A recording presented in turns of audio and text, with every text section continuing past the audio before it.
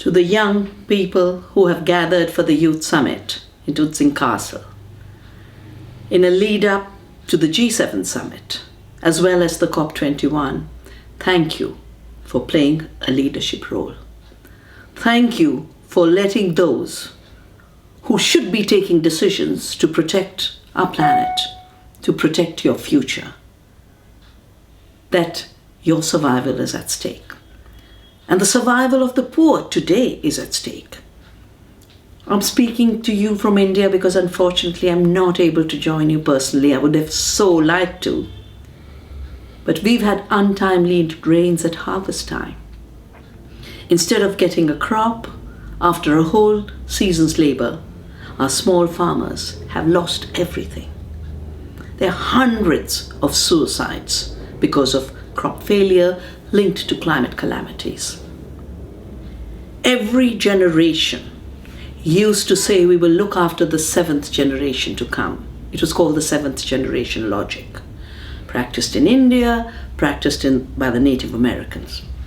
In India we have a very beautiful concept for climate, for weather, called Ritu. Ritu means the patterns that are totally stable.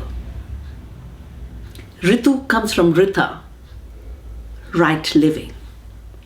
Anrita is the word for living in violation of the laws of the planet, laws of human rights, and it is economy shaped on false calculus of growth, where every destruction is externalized, where destruction itself is counted as growth, in order to reward those who pollute the planet and devastate the climate and push species to extinction at 1,000 times the normal rate. These instruments are only rewarding them. We've just done a study that shows that industrial agriculture in India alone is costing $1.2 trillion in terms of social and environmental damage. If we were to increase this on a global scale, industrial farming would be unaffordable.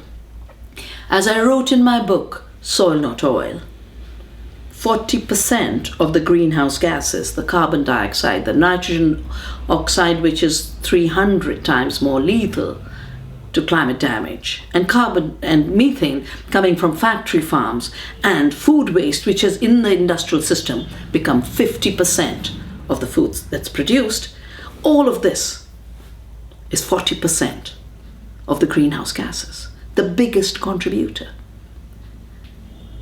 And the same system that is producing these gases and destabilizing the climate is destroying the soils in agriculture to make them more vulnerable to climate change, destroying our food systems and creating ill health and disease.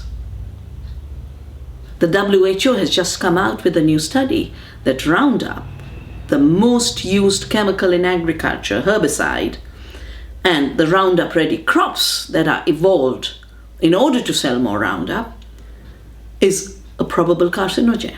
So we are destroying the health of the planet and destroying our own health in the process.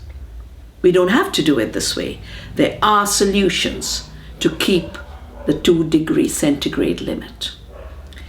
Ecological agriculture communities and the movement have worked out.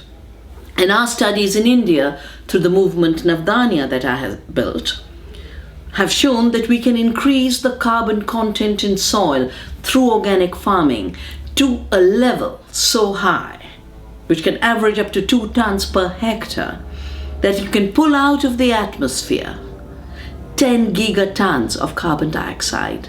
And the UNEP has assessed that that is the emissions gap.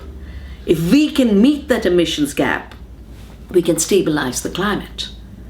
Here is a way in which each of us can be part of a solution. But that will only happen when corporations stop stealing our democracies, when governments stop making policies to favor them and spreading a destructive industrial agriculture, and start to protect the soil, to protect the biodiversity, and implement what is called the polluter pays principle. I do not see why our small farmers should be getting punished for the pollution of those who create an economy based on fossil fuel, including an agriculture based on fossil fuel. A fossil fuel free agriculture called agroecology, the highest scientific system for food production, produces more food. As our studies have shown, we can feed 2 planets by protecting biodiversity and increasing ecological intensity of agriculture. It increases rural incomes. We can remove poverty. We can increase incomes tenfold by preventing the hemorrhage of our rural economies to pay for chemicals, big machines, and patented seed. I'm so happy that in India we stopped the attempt to criminalize local seed.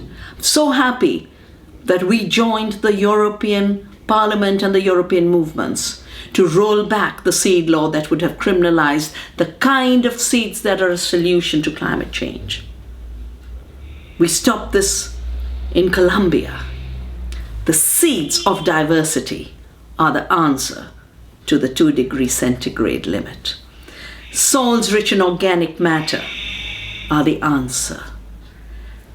We can each participate in the solution. And meantime, we will continue the pressure together. I am personally committed to your future because it is the future of all species. It is the future of our species.